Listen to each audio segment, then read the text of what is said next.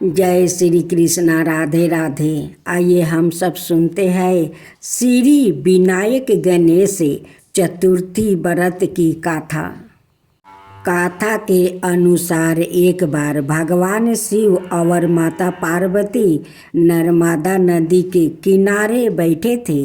वहाँ माता पार्वती ने भगवान शिव से समय व्यतीत करने के लिए चौपार खेलने को कहा। शिव चौपार खेलने के लिए तैयार हो गए, परंतु इस खेल में हार जीत का फैसला कौन करेगा, यह प्रश्न उनके समक्ष उठा। तो भगवान शिव ने कुछ तिनके एकत्रित कर उसका एक पुतला बनाकर उसकी प्राण प्रतिष्ठा कर दिया और पुतले से कहा, बेटा, हम चौपार खेलना चाहते हैं, परंतु हमारी हार जीत का फैसला करने वाला कोई नहीं है। इसलिए तुम बताना कि हम दोनों में से कौन हारा और कौन जीता। उसके बाद भगवान शिव और माता पार्वती का चौपार खेल शुरू हो गया। यह खेल 3 बार खेला गया और संयोग से तीनों बार माता पार्वती ही जीत गई। खेल समाप्त होने के बाद बालक से हार जीत का फैसला करने के लिए कहा गया, तो उस बालक ने महादेव को विजय बताया। यह सुनकर माता पार्वती क्रोधित हो गई और क्रोध में उन्होंने बालक को लंगड़ा होने की कीचड़ में पड़े रहने का श्राप दे दिया। बालक ने माता पार्वती से माफ़ी मांगी और कहा कि यह मुझसे अज्ञानतावश ऐसा हुआ है, मैंने किसी दोष भाव से ऐसा नहीं किया। बालक द्वारा क्षमा मांगने पर माता ने कहा, यह गणेश पूजन के लिए नाग कन्या आएगी, उनके कहे अनुसार तुम गणेश व्रत करो, ऐसा करने से तुम मुझे प्राप्ति करोगे। यह कहकर माता पार्वती शिव के साथ कैलाश पर्वत पर चली गई। 1 बरस के बाद उस स्थान पर नाग कन्या आई। तब नाग कन्याओं से श्री गणेश के व्रत की विधि मालूम करने पर उस बालक ने 21 दिन लगातार गणेश जी का व्रत किया।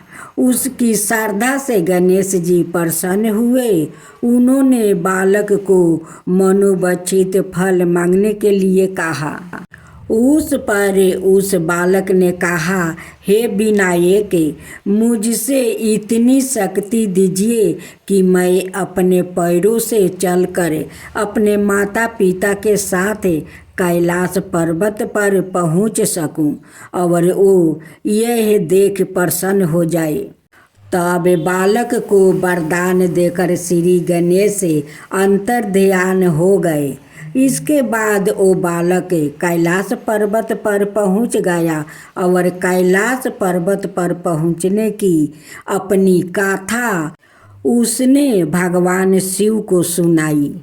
चौपार वाले दिन से माता पार्वती शिव जी से विमुख हो गई थी। अंत देवी के रूठ होने पर भगवान शिव ने भी बालक के बताए अनुसार 21 दिनों तक श्री गणेश का व्रत किया। इस व्रत के प्रभाव से माता पार्वती के मन से भगवान शिव के लिए जो नाराजगी थी वो समाप्त हो गई। तब यह व्रत विधि भगवान शंकर ने बताया, पार्वती को बताया। यह सुनकर माता पार्वती के मन में भी अपने पुत्र कार्तिकेय से मिलने की इच्छा जागृत हुई।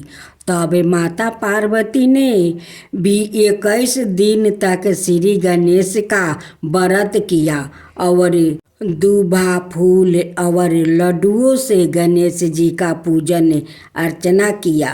व्रत के 21वां दिन कार्तिकेय सवाई माता पार्वती जी से आए मिले। उस दिन से श्री गणेश चतुर्थी का यह व्रत समस्त मनोकामनाओं की पूर्ति करने वाला व्रत माना जाता है। इस व्रत को करने से मनुष्य के सारे कष्ट दूर होकर मनुष्यों को समस्त सुख सुविधाएं प्राप्ति होती है। जय श्री कृष्णा। राधे राधे। भक्तजनों, आज हम सभी ने श्रवण करेंगे विनायक गणेश जी की संपूर्ण कहानी। एक बार जब भगवान शिव बुलक बर्मन पर गए थे, तब माता पार्वती की 2 परम प्रिया सखियाँ उनके पास पहुँची। उनमें से एक का नाम जाया था और दूसरी का नाम विजाया। पार्वती ने अपनी सखियों का हार्दिक अभिनंदन किया और कुशलता पूछने के बाद उनके आने का कारण पूछा। कहो सखियों, कैसे आना हुआ? दूसरा अध्याय। पार्वती बोली, लेकिन मुझे भी तो पता चले कि आखिर तुम्हारी समस्या क्या है।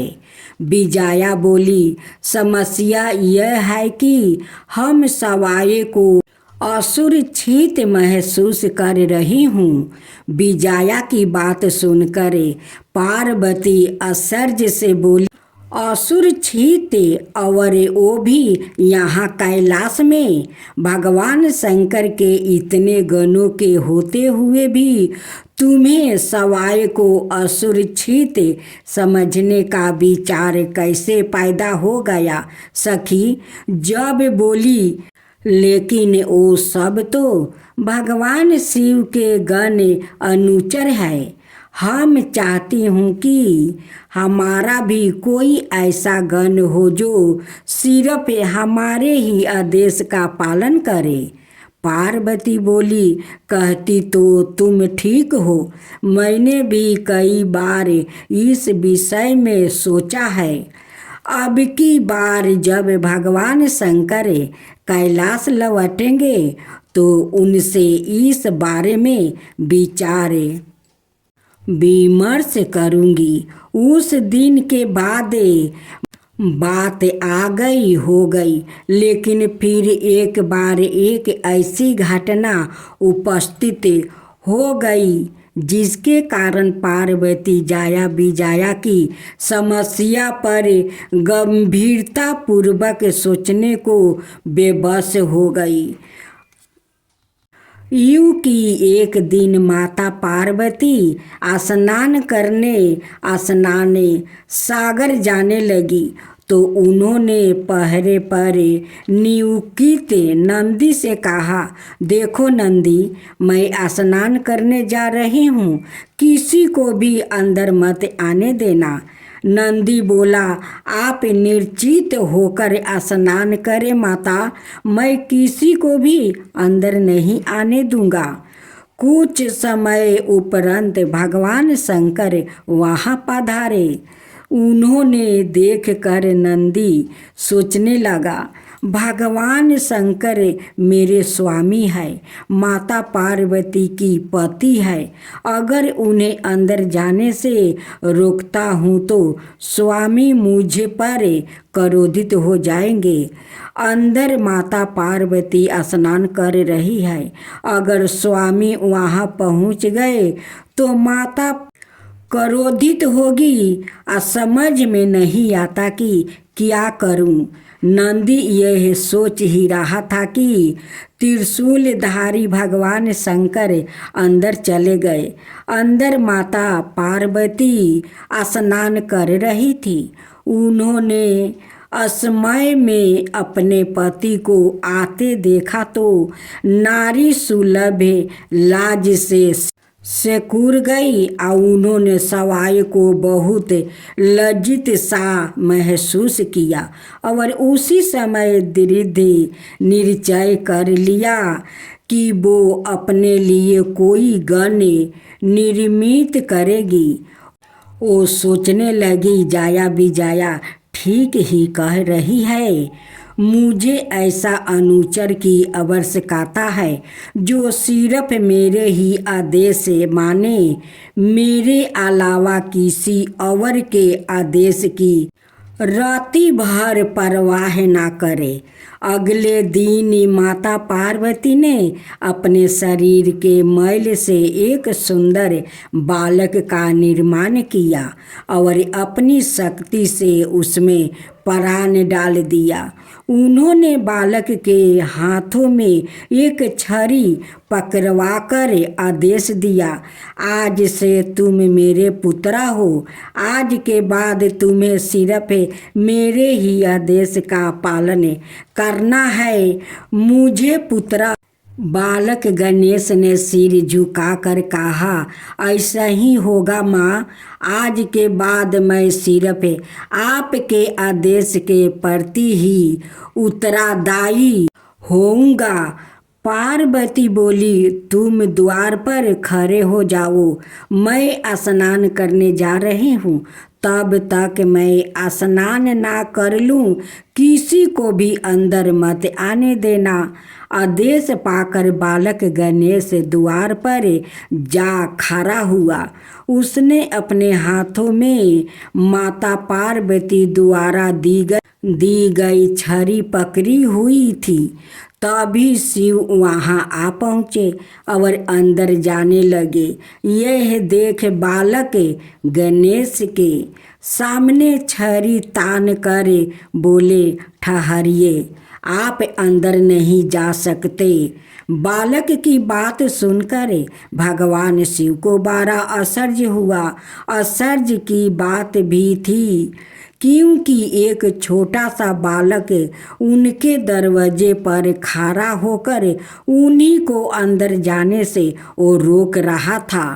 उन्होंने गुस्से में कहा, तुम कौन हो बालक, जो मेरे ही घर के बाहर खड़े होकर मुझको ही अंदर नहीं जाने दे रहे हो। बालक गणेश बोला, मैं माँ पार्वती का पुत्र हूँ और उन्हीं के आदेश पर यहाँ खड़ा हूँ। यह सुनकर भगवान शिव मुस्कुराकर बोले, आहो, तो तुम पार्वती के पुत्र हो। सुनो बालक, यह घर मेरा है। मैं इस घर का स्वामी हूँ और तुम्हारी माँ पार्वती का पति हूँ। शिव की बात सुनकर बालक गणेश बोला, आपका नाम क्या है? मेरा नाम शिव है। बालक बोला, आपका नाम कुछ भी हो, जब तक माता पार्वती आपको अंदर आने की इजाज़त नहीं देगी, मैं आपको अंदर नहीं जाने दूंगा। आप नहीं जानते, माँ इस समय स्नान कर रही है, लेकिन मैं उसका पति हूँ। बालक, उसका आदेश मुझ पर लागू नहीं होता। कर्तव्योपरायणता अच्छी चीज है, लेकिन वो हर समय हर किसी पर लागू नहीं होती। मेरा अब रास्ता छोड़ो, मुझे देर हो रही है। आप कोई भी क्यों ना हो, मैं आपको अंदर नहीं जाने दूंगा। माता पार्वती का ऐसा ही आदेश है। बालक गणेश की बात सुनकर शिव को गुस्सा आ गया।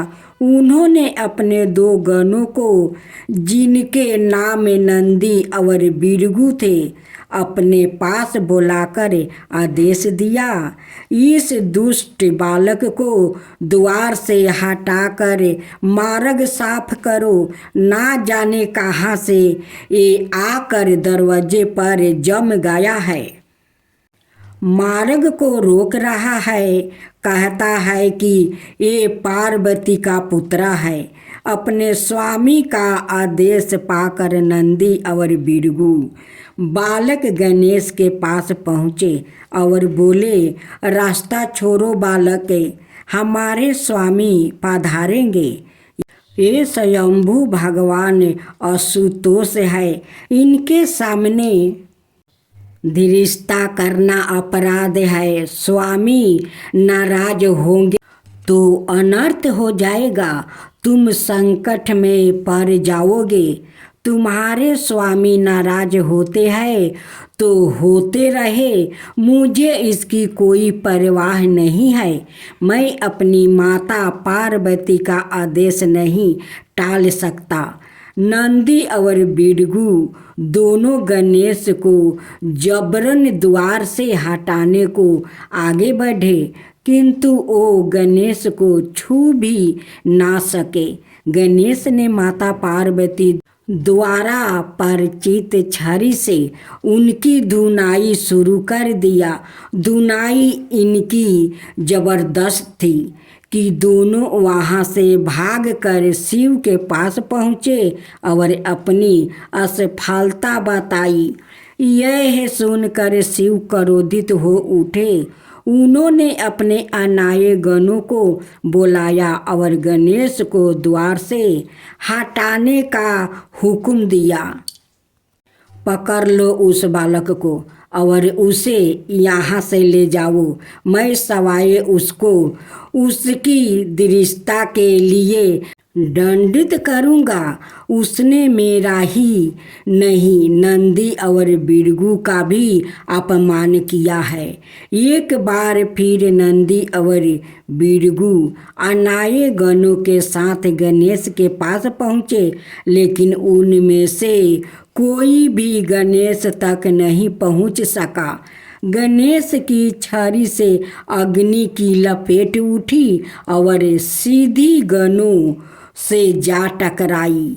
शिव गण चीखते चिल्लाते भगवान शिव के पास पहुँचे और बोले, स्वामी रक्षा करो। उस बालक की छड़ी से जो अग्नि निकली उससे हम बुरी तरह झुलस गया है। उसे छूना तो दूर, हम तो उसकी परछाई तक भी नहीं पहुँच सके। शिव ने गणों की ओर देखते हुए घृणा से मुंह बनाकर कहा, धिक्कार है तुम सब पर।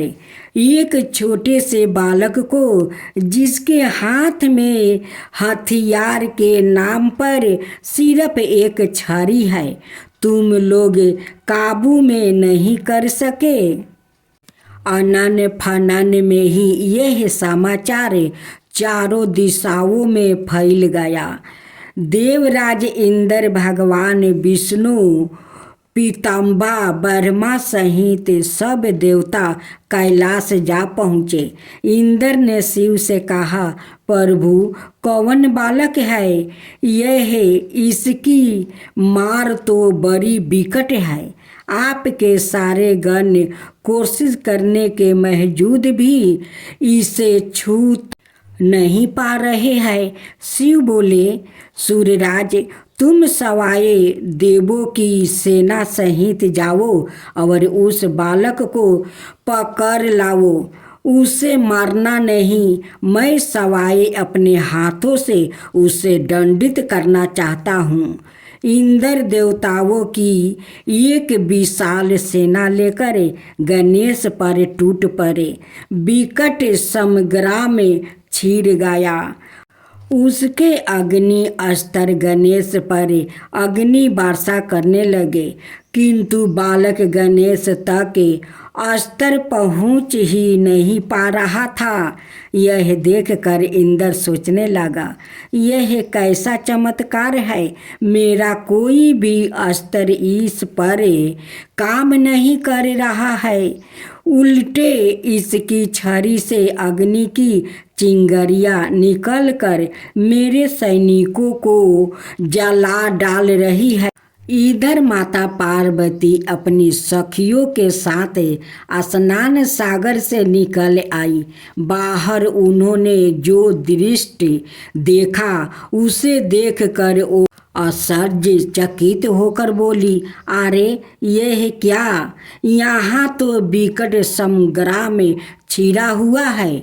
सभी देव सेना भगवान शिव के गण एक छोटे से बालक पर टूट पड़ रहे हैं। यह तो सरासर अनर्थ है। मैं यह अनर्थ कभी नहीं होने दूंगी। मैं अपने बच्चे गणेश का बाल भी पाका नहीं होने दूंगी। यह कहकर पार्वती ने अपने हाथ के संकेत से गणेश में अपनी शक्ति भर दिया। शक्ति पाकर गणेश और भी उग्र हो उठे। उन्होंने दुगने जोश में देवों और शिव गणों का विनाश करना आरंभ कर दिया। सब और हाहाकार मच गया। शिव गण और देवता मैदान छोड़कर भाग निकले। इंद्र भागा भागा भगवान शिव के पास पहुंचा और हाथ जोड़कर बोला, प्रभु आप ही संभालिए उस बालक को। वो कोई समनाए बालक नहीं है। मेरी सारी सेना पर उसने ऐसी भयंकर अग्नि वर्षा की है। सेना का मनोबल टूट गया है। मैं सवाए मुश्किल से अपनी जान बचाकर यहाँ तक पहुँचा हूँ। भगवान शिव ने बेवास्तापूर्ण नेत्रों से विष्णु की ओर देखा। विष्णु उनका आशय समझ गया। अत बोले, आप चिंता ना हो आशुतोष, मैं अभी उस बालक को दंडित करता हूँ। यह कहकर भगवान विष्णु गरुड़ पर बैठकर गणेश का सम्मुख जा पहुँचे। अंत उन्होंने गणेश को समझाने की कोशिश की, किंतु गणेश तो उस समय रुद्रा रूप धारण किए हुए थे। उन्होंने विष्णु की एक नहीं सुनी और उन पर आक्रमण कर दिया। चारों ओर अग्नि वर्षा होने लगी। भयंकर अग्नि वर्षा से गरुड़ राज घबरा गया। उन्होंने भगवान विष्णु से प्रार्थना की, प्रभु यदि कुछ देर और युद्ध में रहा तो मैं जल जाऊंगा, इसलिए आज्ञा दे तो मैं युद्ध भूमि से आपको लेकर निकल चलूं। गरुड़ की बात सुनकर विष्णु बोले, तुम ठीक कहते हो गरुड़, इस वक्त रणभूमि में रुकना बुद्धिमानी नहीं है, निकल चलो। भगवान शंकर सवाए उससे लिपट लेंगे। विष्णु पराजित होकर शिव के पास पहुँचे। उन्होंने शिव से कहा, उस बालक को सीधे युद्ध में हराना असंभव है। वो तो साक्षात काल बना हुआ है। इसे छल से ही मारा जा सकता है। शिव बोले, तो फिर आप मुझे क्या करने की सलाह देते हैं? विष्णु बोले, मैं उसे अपनी माया से मोहित करता हूँ। फिर जैसे ही आपको अवसर मिले उसका वध कर दीजिए। विष्णु के विचारों से आगाहत होते ही माँ पार्वती की दोनों शक्तियाँ ने गणेश को अपना बल प्रदान कर दिया और सवाए अंतर्ध्यान हो गई। भगवान विष्णु ने गणेश पर अपनी माया फैलानी आरंभ कर दिया। भगवान शिव अपना तीक्ष्ण त्रिशूल उठाया और गणेश की ओर झपट कर बोले, ठहर दुष्ट बालक, अब मैं तुझे माफ नहीं कर सकता। अब तुझे इस त्रिशूल का स्वाद चखना ही होगा। शिव को अपनी ओर झपटते देख कर गणेश ने माँ पार्वती को याद किया और माँ पार्वती द्वारा दी गई शक्ति शिव के त्रिशूल पर दे मारी। शिव के हाथ से त्रिशूल छूटकर भूमि पर जा गिरा। यह देख शिव घबरा गया। वो सोचने लगे, आहो, इसने तो मेरा त्रिशूल भी बेकार कर दिया। खैर, कब तक बचेगा? मैं अभी बाणों द्वारा इसे यम द्वार दिखा देता हूँ। यह सोचकर शिव ने अपने धनुष पर चंचा बाण चढ़ाया और गणेश की ओर छोड़ दिया। गणेश ने परिधि शक्ति से 5 बाण एक साथ काट डाले। साथ ही उन्होंने परिधि शक्ति को विष्णु की ओर झोंक दिया, जो अब शिव की सहायता के लिए उनके निकट पहुंच चुके थे।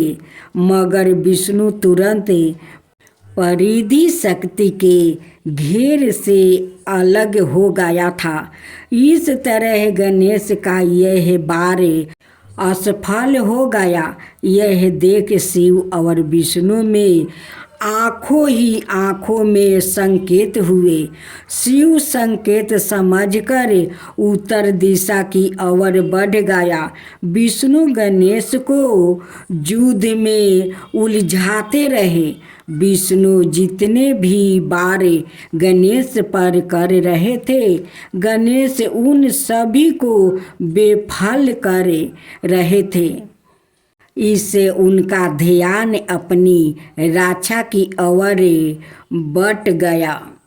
तभी उत्तर दिशा से भगवान शिव ने त्रिशूल ताक कर गणेश की ओर फेंका।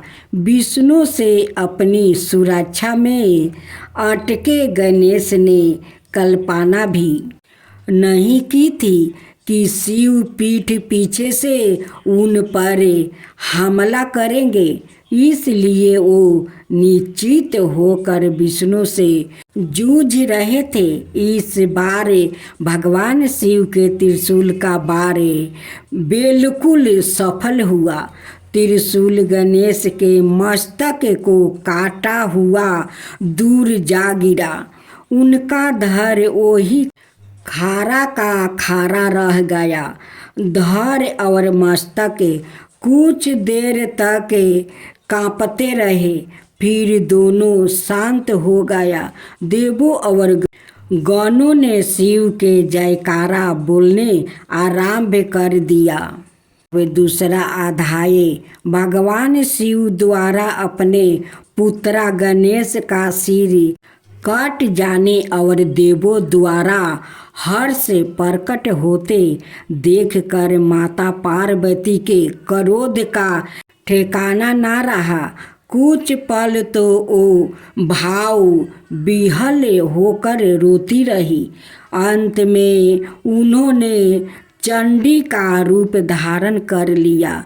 वो मन ही मन कहने लगी, मेरे पुत्र का सिर छेद करके यह देव समुदाय और शिवगण विजय महोत्सव मना रहे हैं।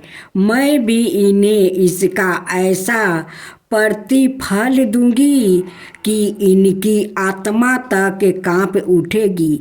यह निश्चय करके पार्वती ने उसी क्षण शास्त्रों योगिनियों की रचना कर डाली और उन्हें आदेश दिया, योगिनियों, मेरी आज्ञा है कि तुम वैराग कोई विचार किए इस संपूर्ण पृथ्वी पर प्रलय मचा दो।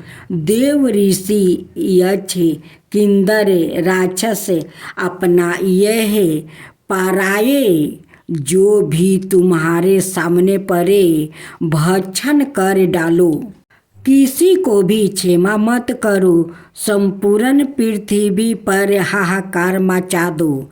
आज्ञा पाते ही कुबेरी, कानी, लंबे लंबे दांतों और नखूनों वाली अनेक विशाल मुख योगिनियां अपने महाभयानक चेहरे लिए देवसेना पर टूट पड़ी।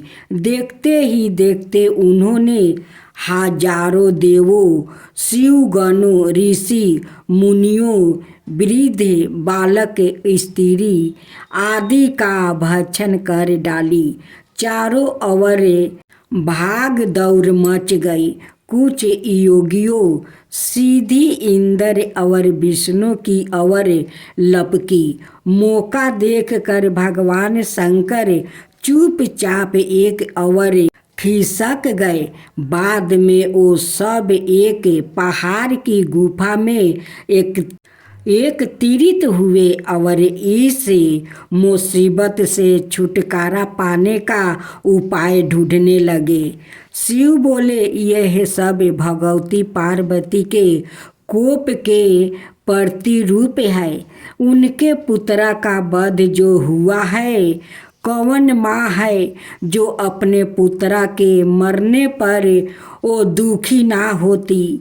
विष्णु बोले, जो हो गया सो हो गया। मौजूद समस्या तो यह है कि हम इन योगियों से कैसे छुटकारा पाए।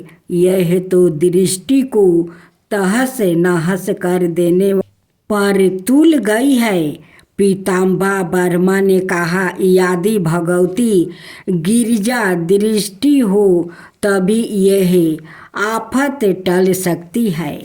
अनाथ नहीं कोई उपाय सोचो।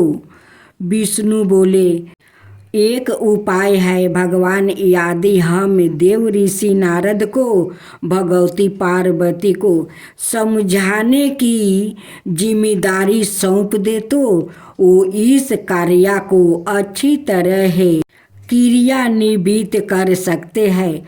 चलो देव ऋषि नारद के पास चलते हैं। उन्हीं से प्रार्थना करते हैं कि भगवती पार्वती को शांत करके वो हमें इस आपदा से मुक्ति दिलाए। इंद्र बोले, लेकिन नारद जी इस समय मिलेंगे कहाँ? वो तो हर समय बर्मन पर रहते हैं। उनका कोई ठोरे ठिकाना हो तो उन्हें खोजे। सभी संजोग बस देव ऋषि नारद उधर ही घूमते हुए आ निकले। इतने सारे देवताओं को एक साथ देखकर वो बोले, नारायण नारायण, इतने सारे देवता आज एक जगह कैसे इकट्ठा है? आप लोग के चेहरे भी चिंतित दिखाई दे रहा है। क्या कोई अप्रिय घटना घट गई है? विष्णु बोले, हम बड़ी मुश्किल में फंस गए हैं देव ऋषि। भगवती गिरिजा हम पर कृपित हो गई है। उन्होंने योगियों को आदेश दिया है कि वो 77 प्रलय मचा दे। अनेक देवता और शिवगणों को वो योगिनियों भक्षण कर चुकी है। हम बड़ी मुश्किल से जान बचाकर यहाँ आ छुपे हैं। यह सुनकर नारद जी बोले, तो फिर मेरे लिए क्या आज्ञा है? आप लोग मुझसे क्या चाहते हैं? हम चाहते हैं कि आप अपने बुद्धि चतुर से भगवती गिरिजा को संतोष करके उनसे यह नर संहार रुकवा दे। विष्णु बोले, नारद बोले, आप सब लोग मेरे साथ चलिए। हम सब मिलकर भगवती की स्तुति करेंगे। वो बहुत कृपालु है। वो आपकी याचना नहीं ठुकराएगी। नारद के साथ समस्त देवता और ऋषिगण माता पार्वती के पास पहुँचे और दिन सवेर में उनकी स्तुति करने लगे। उनकी मिनती सुनकर माँ पार्वती का दिल पसीज उठा। वो बोली, यह संहार अब तभी बंद हो सकता है जब मेरी एक शर्त पूरी होगी। विष्णु बोले, आप आदेश दीजिए भगवती, आपकी हर आज्ञा का पालन होगा।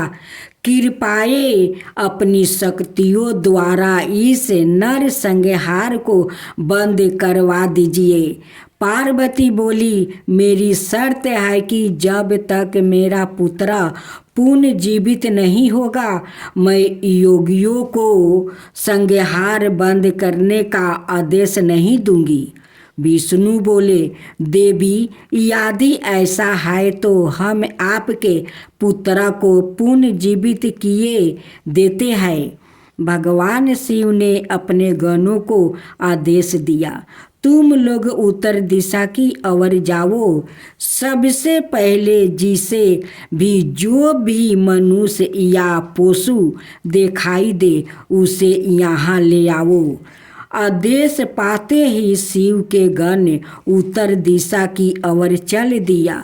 सबसे पहले उन्होंने जिसको देखा वो एक हाथी का शिशु था। उस गज सेवक के एक ही दांत था। शिवगण उस गज सेवक को पकड़कर शिव के पास ले आया। शिव बोले, इस गज सेवक का मस्तक काट दो। तुरंत ही हाथी के शिशु का मस्तक काट दिया गया और धन्वंतरी वैद्य ने उस सेवक के मस्तक को गणेश के कटे सिर के स्थान पर रोपित कर दिया। फिर शिव के साथ समस्त देवताओं ने वेद मंत्रों से जल पवित्र किया और उस जल को गणेश के शरीर पर छिड़क दिया। जल का छिड़कना था कि गणेश यूं उठकर बैठ गया जैसे वो अभी अभी नींद से जागे हो। देवता दौड़े दौड़े पार्वती के पास पहुँचे और उन्हें गणेश के जीवित होने का शुभ समाचार सुनाया। माँ पार्वती प्रसन्नता से उस जगह पहुंची और गणेश को जीवित देखकर खुशी से झूम उठी। उन्होंने गणेश को छाती से लगाते हुए कहा, मेरे पुत्रा, मेरे कारण तुम्हें बहुत कष्ट उठाना पड़ा। गणेश बोले, कैसा कष्ट माँ? भाला अपनी माँ की सेवा करके भी किसी पुत्र को कष्ट होता है। पार्वती बोली, बेटा, आज से तुम्हें कोई कष्ट नहीं होगा। मैं वरदान देती हूँ कि आज से समस्त देवों में सबसे पहले तुम्हारी उग्रह पूजा होगी। कोई भी मंगल कार्य तुम्हारी पूजा किए बिना अधूरी रहेगी। माँ पार्वती ने योगियों को आदेश देकर नर संहार रुकवा दिया। समस्त देवताओं और शिव गणों में प्रसन्नता की लहर दौड़ गई। सब माँ पार्वती की जय जयकारा करने लगा। अब तीसरा अध्याय, बालक महोत्कट।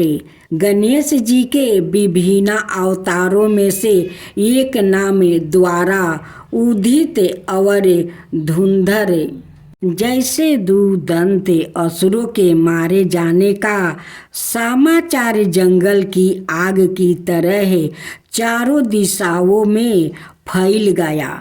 ऋषि मुनियों, गंधर्व सहित अनेक देवता भी भेष बदलकर महोत्कट के दर्शन करने महर्षि कश्यप के आश्रम में पहुँचे। तब तक महोत्कट 5 बरस के हो चुके थे।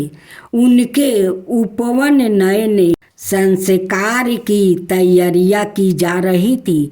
जिस समय महर्षि कश्यप के आश्रम में महोत्कट का उपवन नयन संस्कार चल रहा था। उस समय असुर नाराकत की राजसभा में उन्हें मारने के लिए अवर ही षड्यंत्रों राचा जा रहा था।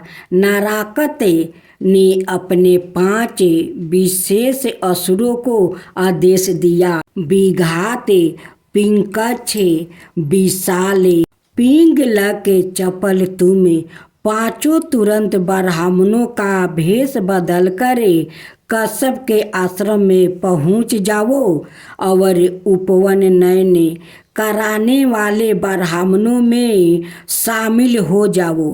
फिर मौका पाकर उस बालक को समाप्त कर दो। आज्ञा पाते ही 5 असुर मायावी शक्ति से तुरंत आश्रम में जा पहुँचे और ब्राह्मणों की उस भीड़ में घुल मिल गया जो उपवन नयन संस्कार करवा रहे थे। अवसर पाते ही 5 ब्राह्मण भेषधारी असुर ब्राह्मणों को धकियाते हुए बालक महोत्कट पर झपट पड़े। महोत्कट ने तुरंत उन असुरों को पहचान लिया और मंत्र पढ़कर कुछ चावल असुरों पर फेंक दिया।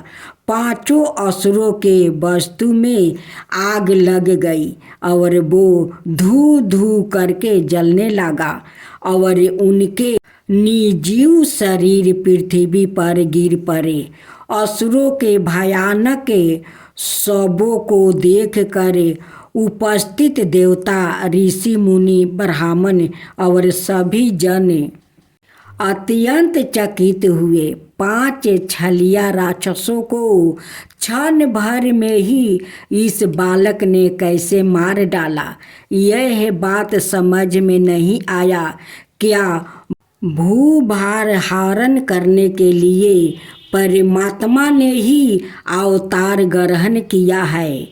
ब्रह्मादि देवगण परम प्रभु विनायक देव की लीला समझकर उन पर सुगंधित फूलों की वर्षा करने लगी। तदंतर महोत्कट का उपवन नयन संस्कार हुआ। महर्षि कश्यप ने सवाए उन्हें गायत्री मंत्र दिया।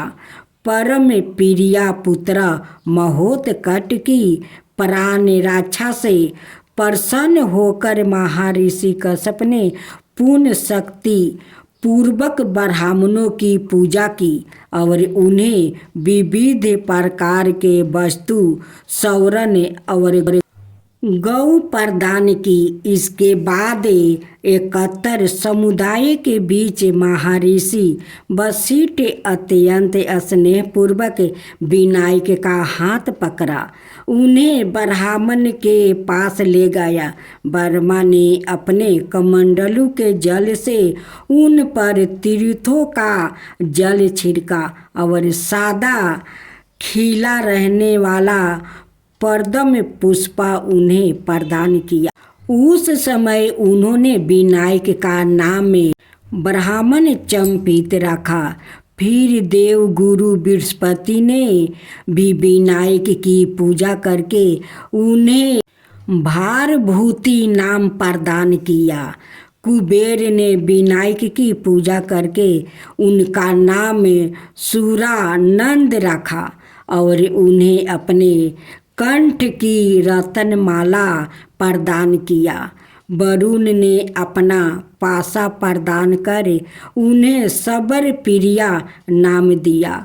भगवान शंकर ने भी त्रिशूल और डमरू देकर उन्हें विरूपक्ष कहा और फिर उन्हें भालचंद्र नाम से संबोधित करते हुए चंद्रकला दे दिया।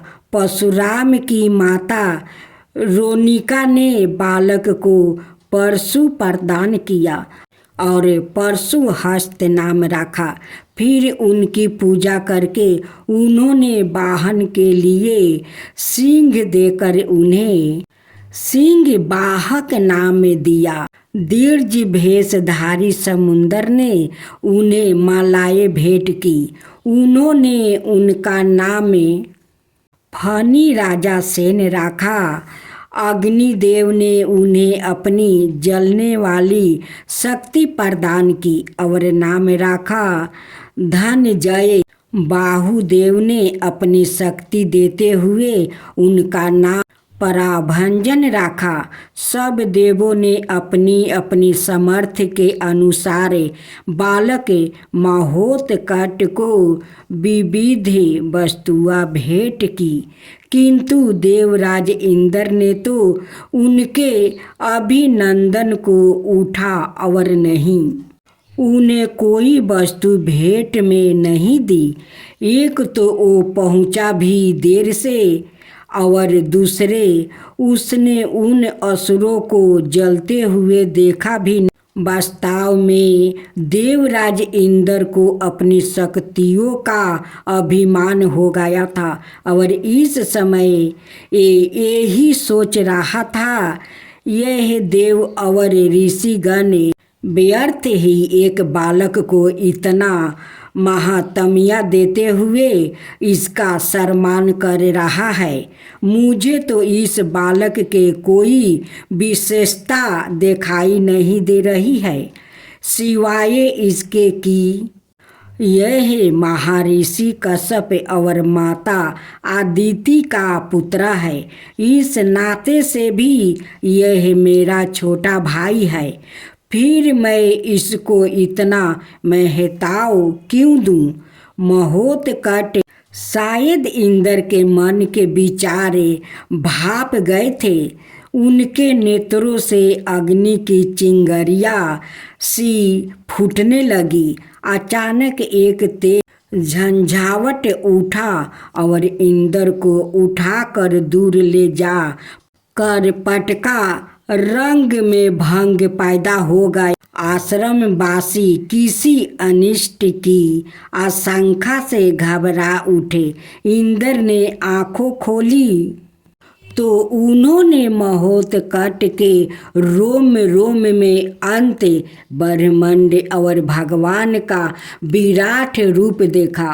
वो मन ही मन सोचने लगा, हे प्रभु, मैं ये क्या देख रहा हूँ? महोत्कट के रोम रोम में समूचे ब्रह्मांड के दर्शन हो रहा है। क्या सचमुच महोत्कट भगवान का ही एक स्वरूप है? अवश्य ऐसा ही है। मुझसे बड़ी भारी भूल हुआ है जो मैं महोत्कट को साधारण सा बालक समझ बैठा। चल कर क्षमा मांगूं, यह सोचकर इंद्र शर्मिंदगी से सिर झुकाकर महोत्कट के पास पहुंचा और अनेक प्रकार से स्तुति करके उसे शांत किया। कृपालु महोत्कट ने उसे क्षमा कर दिया। इस अवसर पर इंद्र ने उन्हें अपना अंकुश और कल्प वृक्ष सहित अनेक वस्तु भेंट कर अत्यंत भक्ति पूर्वक उनको एक और नाम दिया, विनायक। फिर सब लोग प्रसन्नता पूर्वक अपने अपने धाम को पधारे। अब चौथा अध्याय। एक दिन महर्षि कश्यप के आश्रम पर काशी नरेश पधारे। उन्होंने महर्षि कश्यप के चरणों में प्रणाम किया तो महर्षि ने उन्हें गले लगा लिया। भोजनादि के उपरांत विश्राम कर लेने पर महर्षि ने उनसे उनको आगमन का कारण पूछा। कहिए काशी नरेश, सब कुशल तो है ना? किसी कारण आपका आगमन हुआ है? काशी नरेश ने विनय पूर्वक कहा, राज्य में तो आपकी कृपा से सब कुशल है महर्षि। मैं तो आपके पास एक व्याकृतगत प्रयोजन के लिए आया हूँ। महर्षि बोले, जो भी बात है निसंकोच कहिए। राजन, मुनिवर, मैंने अपने पुत्र के विवाह का निश्चय किया है। आप मेरे कुल पुरोहित हैं। चल कर विवाह के इस मंगल कार्य को पूर्ण करवाइए। महर्षि कश्यप ने अपनी समर्था प्रकट की और बोले, राजन, मैं चतुर्मास्याय व्रत के अनुष्ठान में व्यस्त हूँ। अत इस समय आश्रम से बाहर जाना मेरे लिए संभव नहीं है, लेकिन आपका कार्य अवश्य संपन्न होगा। लेकिन कुल पुरोहित के बिना वैवाहिक कार्य कैसे संपन्न होगा? मुनिवर, महर्षि बोले, आप मेरे पुत्र महोत्कट को अपने साथ ले जाइए। यह सभी कार्य संपन्न कर देगा। महोत्कट तो अभी बालक मात्र ही है। संस्कार विधि विधान का इसे ज्ञान कहाँ होगा? काशी नरेश बोले, महर्षि ने कहा, महोत्कट की आहु का विचार करते हुए हिचकिचाहट में ना पड़े। राजन, यह अभी से सभी शास्त्रों का गाता है। यह सभी कार्य कुशलता पूर्वक संपन्न कर देगा। पुत्र को काशी नरेश के साथ भेजते हुए माता अधिक हिचकिचाई, लेकिन मुनि के दृढ़ निश्चय के आगे उनकी एक न चली। महोत्कट काशी नरेश के साथ चल पड़े। काशी नरेश का रथ घेर जंगल में उस जगह पहुंचा जहां रुद्रकेतु का महाबलवान छोटा भाई नाराकत का चाचा धूम्रक्ष सूर्यदेव की कठोर तपस्या कर रहा था। संध्या बस जिस समय काशी नरेश का रथ वही पहुंचा, ठीक उसी समय सूर्यदेव धूम्रक्ष की कठोर तपस्या से प्रसन्न होकर उसके सामने प्रकट हो रहे थे। काशी नरेश ने रथ रोकवाया। महोत्कट और काशी नरेश दोनों रथ से उतर कर इस अलौकिक दृश्य को देखने लगे। सूर्यदेव धूम्रक्ष से कह रहे थे, मैं तुम्हारी तपस्या से प्रसन्न हूँ, बस वर मांगो। धूम्रक्ष बोला, प्रभु, आप मेरी तपस्या से प्रसन्न है तो मुझे कोई ऐसा अजय अस्तु दीजिए जिसे जब तक मैं अपने साथ लिए रहूं कोई भी मुझे पराजित ना कर सके। सूर्यदेव ने तथास्तु कहकर आकाश की ओर हाथ उठाया। देखते ही देखते सूर्य के समान चमकीला एक परशु आकाश से नीचे की ओर लपका, लेकिन इससे पहले कि वो परशु धूम्रक्ष तक पहुंचता, महोत्कट बाज की तरह आगे को लपके और उन्होंने परशु को हवा में ही थाम कर सीधे धूम्रक्ष की ओर उछाल दिया। परशु सीधा धूम्रक्ष की टकराए और भीषण गर्जना के साथ धूम्रक्ष के दो टुकड़े हो गया। धूम्रक्ष के दो पुत्र जंघन और मनु अपने पिताजी तपस्थिली से कुछ ही फसले पर अपनी सेना के साथ परिवाह डाल हुए थे। उन्होंने जब यह भयंकर गर्जना सुनी तो चौंक कर एक दूसरे की ओर देखने लगा। मनु बोला, भैया, यह कैसी गर्जना है? अवश्य ही कोई अनिष्ट हुआ है। यह तो उस दिशा से है जहाँ हमारे पिताजी तपस्या कर रहा है। चलो चल कर देखते हैं, कहीं पिताजी की तपस्या में कोई व्यवधान तो पैदा नहीं हो गया। दोनों भाई अपने पिता की तपसीली पर पहुँचे और वहाँ का दृश्य देख कर अस्तबद्ध रह। फिर ज्यों ही दोनों की नज़र अपने पिता के 2 टुकड़ों में कटे शरीर पर पड़ी, दोनों गुस्सा से सुलगे। उन्होंने क्रोध भरी दृष्टि से काशी नरेश को घूरते हुए कठोर स्वर में पूछा, हमारे पिता की हत्या किसने की है? काशी नरेश तुरंत उस पापी का नाम बताओ, मेरी तलवार उसका खून पीने को बेचैन हो रही है। काशी नरेश डर के मारे थर थर कांपने लगा। उन्होंने डरते डरते महोत्कट की ओर संकेत कर दिया। संकेत देखकर मनु क्रोध से बोला, नीच पापी, एक तपस्या करते हुए व्याकित की हत्या करते हुए तुझे शर्म नहीं? ठहर, मैं तुझे अभी यमलोक पहुंचा देता हूँ।